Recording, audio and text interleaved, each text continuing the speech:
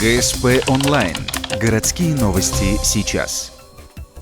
В Ухтинском обществе инвалидов пройдет семинар для родителей особенных детей «Счастье без преград». Его проведет Ольга Авдеева, психолог и редактор журнала «Мы рядом». Встреча состоится по адресу проспект Космонавтов, 21 в следующую среду, 26 октября. Этот семинар будет проходить в два этапа. Это будет в 11 часов, в 17:30. То есть информация по семинару будет одна и та же.